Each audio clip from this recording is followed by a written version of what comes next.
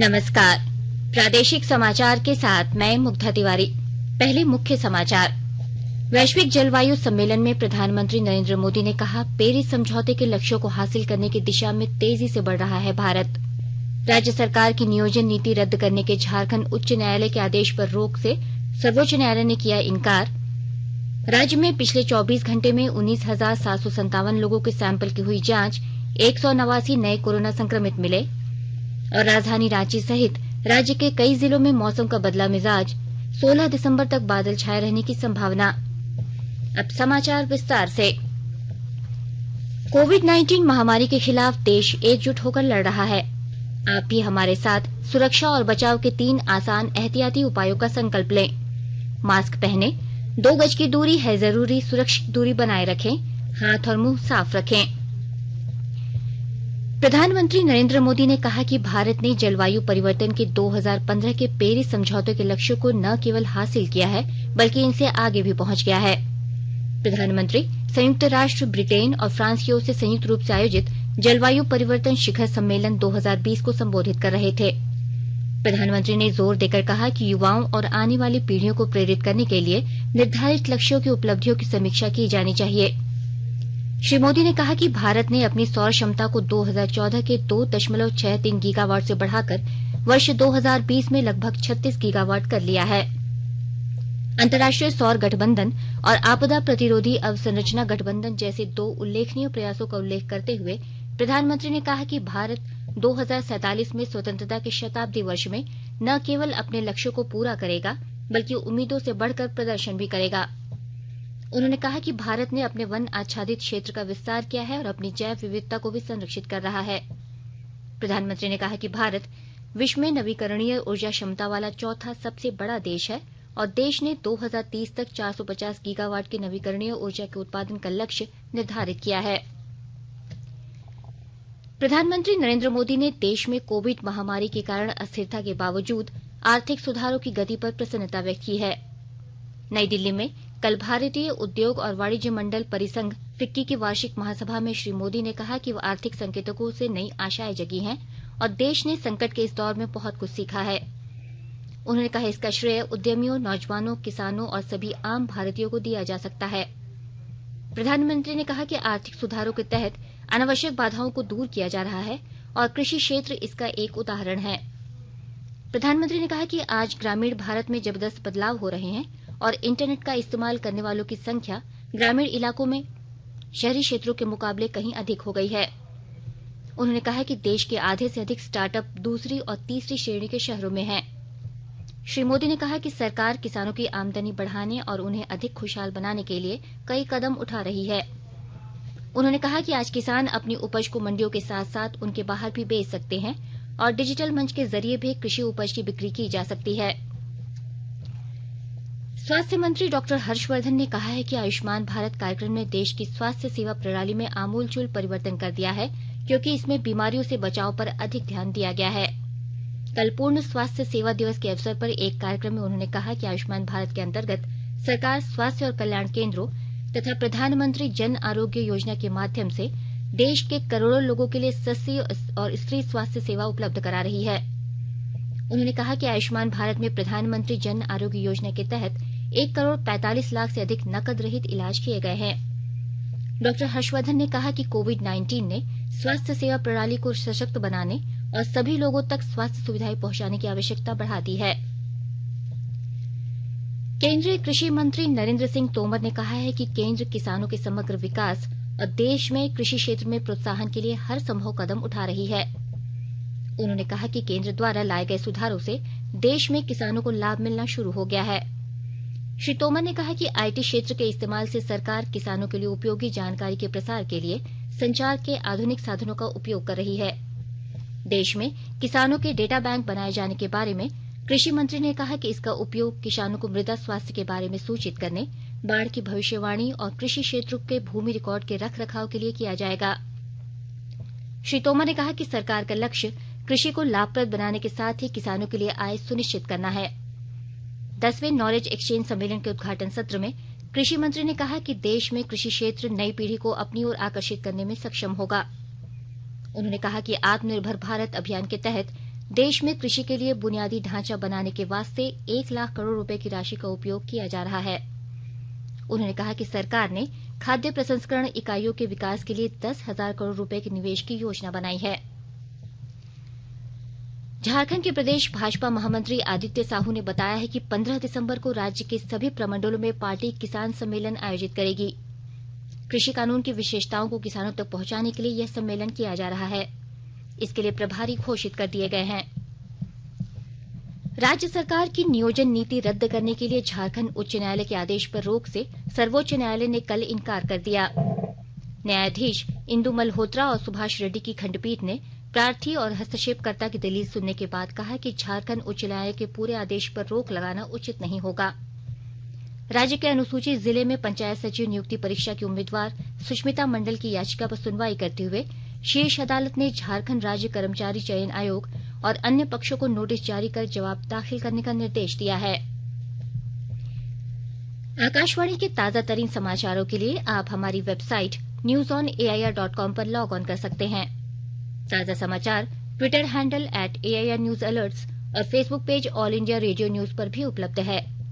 आप प्रादेशिक समाचार एकांश के ट्विटर हैंडल @AIRNews_रांची और Facebook page AIR news Ranchi के अलावा YouTube channel regional news unit Ranchi पर भी हमारे बुलेटिन सुन सकते हैं।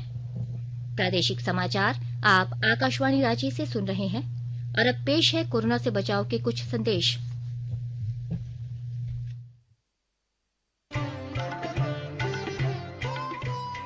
कोविड-19 से बचाव और सुरक्षित रहने के 3 उपाय। मास्क लगाएं, 2 गज दूरी है जरूरी, सुरक्षित दूरी रखें, हाथ और मुंह साफ रखें।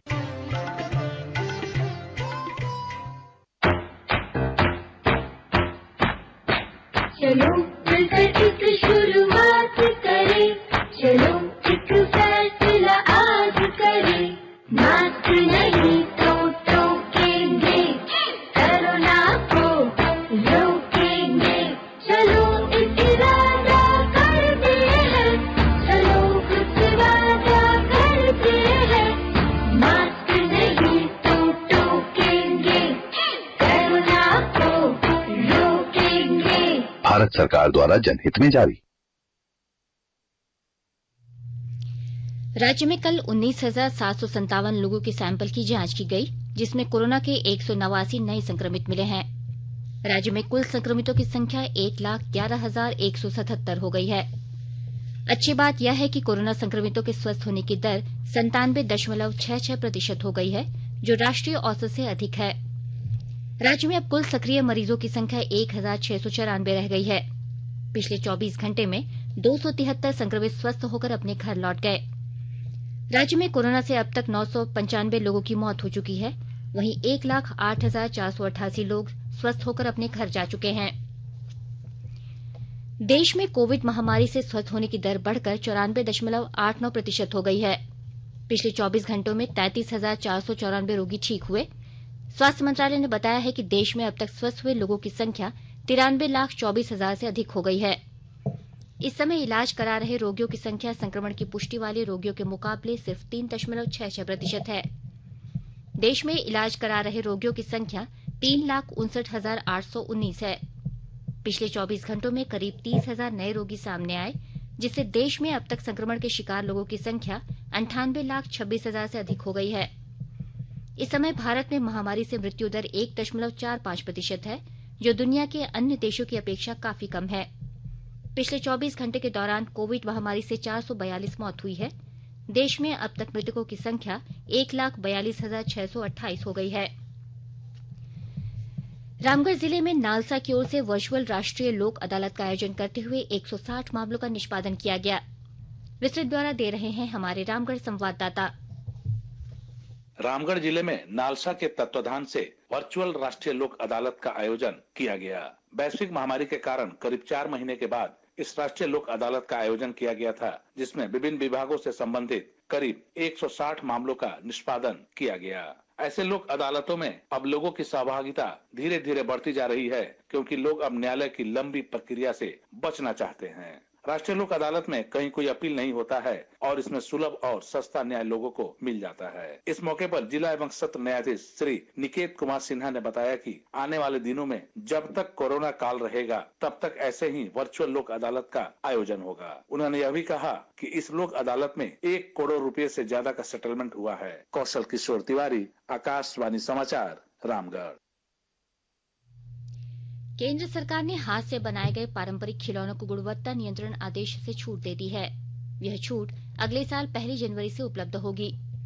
खिलौनों की बिक्री और निर्यात के लिए भारत को एक वैश्विक विनिर्माण केंद्र बनाने के लिए केंद्र सरकार के उद्योग और आंतरिक व्यापार प्रोत्साहन विभाग ने एक व्यापक कार्य योजना तैयार की है। राष्ट्रीय प्रतिभा खोज परीक्षा का आयोजन आज किया जा रहा है। परीक्षा को लेकर राज्य में 36 केंद्र बनाए गए हैं, जहां करीब 6000 परीक्षार्थी शामिल होंगे। आज होने वाली प्रारंभिक चरण की परीक्षा में सफल होने वाले विद्यार्थी मुख्य परीक्षा में शामिल हो सकेंगे। मुख्य परीक्षा एनसीईआरटी द्वारा ली जाएगी। राष्ट्रीय प्रतिभा खोज परीक्षा में अंतिम रूप से चयनित विद्यार्थियों को कक्षा 9 से 12वीं तक 1250 रुपए प्रति माह और स्नातक तथा स्नातकोत्तर तक की पढ़ाई के लिए 2000 रुपए प्रति माह छात्रवृत्ति मिलेगी। राजधानी रांची सहित राज्य के कई जिलों में कल से मौसम में बदलाव हुआ है। कल कई जिलों में बूंदाबांदी भी हुई। राजस्थान के पास पश्चिमी विक्षोभ से एक साइक्लोनिक सर्कुलेशन बना हुआ है। इस वजह से अरब सागर में नमी है। यह नमी राजस्थान, महाराष्ट्र और मध्य प्रदेश होते हुए झारखंड की ओर आ रही है। इस कारण आकाश में बादल छाए हुए हैं। आने वाले दिनों में बारिश होने के भी अनुमान है। मौसम विभाग राज्य के अनुसार अभी जो आकाश में बादल बना हुआ है, इसका असर 16 दिसंबर तक रह सकता है। इस दौरान कहीं कहीं अच्छी और मध्यम दर्जे की बारिश हो सकती है और तापमान में गिरावट आ सकती है। और आइए अब सुनते हैं राज्य से प्रकाशित प्रमुख अखबारों ने किन किन खबरों को प्रमुखता से छापा है। राज्य से प्रकाशित लगभग सभी अखबारों ने नए कृषि कानूनों के विरोध में आंदोलन कर रहे किसानों की खबरों को प्रमुखता से लिया है। वहीं प्रधानमंत्री नरेंद्र मोदी द्वारा स्पष्ट किया गया है कि कृषि सुधारों से किसान समृद्ध होंगे। दैनिक प्रभात खबर ने कृषि कानून को लेकर सुर्खी बनाई है कि प्रधानमंत्री ने कहा किसानों के हित में है केंद्र की नीति नियत। दैनिक हिंदुस्तान ने झारखंड में नियोजन नीति रद्द करने के आदेश पर सुप्रीम कोर्ट के इनकार की खबर पहले पन्ने पर प्रमुखता से प्रकाशित किया है। दैनिक भास्कर की सुर्खी है केंद्र ने सुप्रीम कोर्ट से कहा हम लोगों पर जबरन परिवार नियोजन थोपने के विरोधी, पति पत्नी ही यह तय करे कि कितने बच्चे हों। दैनिक जागरण ने भी झारखंड में नियोजन नीति पर सुप्रीम कोर्ट का रोक लगाने से इनकार की खबर को पहले पन्ने की सुर्खी बनाई है। रांची एक्सप्रेस ने फिक्की की वार्षिक आम बैठक में प्रधानमंत्री ने उद्योग जगत को कृषि क्षेत्र में निवेश करने का किया आह्वान, इस खबर को पहले पन्ने पर प्रमुखता से लिया है। अंग्रेजी अखबार हिंदुस्तान टाइम्स ने भी प्रधानमंत्री द्वारा फिक्की की वार्षिक आम बैठक की खबर को पहले पन्ने पर प्रकाशित किया है। वहीं द टाइम्स ऑफ इंडिया ने प्रधानमंत्री के इस बयान को सुर्खी बनाई है कि कृषि क्षेत्र में किए गए सुधारों से किसानों को नए बाजार उपलब्ध होंगे और आमदनी बढ़ेगी। अंत में मुख्य समाचार एक बार फिर। वैश्विक जलवायु सम्मेलन में प्रधानमंत्री नरेंद्र मोदी ने कहा पेरिस समझौते के लक्ष्यों को हासिल करने की दिशा में तेजी से बढ़ रहा है भारत। राज्य सरकार की नियोजन नीति रद्द करने के झारखंड उच्च न्यायालय के आदेश पर रोक से सर्वोच्च न्यायालय ने किया इनकार। राज्य में पिछले 24 घंटे में 19,757 लोगों के सैंपल की हुई जांच, 189 नए कोरोना संक्रमित मिले। और राजधानी रांची सहित राज्य के कई जिलों में मौसम का बदला मिजाज, 16 दिसंबर तक बादल छाए रहने की संभावना। इसके साथ ही आकाशवाणी रांची से प्रादेशिक समाचार के ये बुलेटिन समाप्त हुआ। नमस्कार। घर में रहिए, सुरक्षित रहिए और सुनते रहिए आकाशवाणी।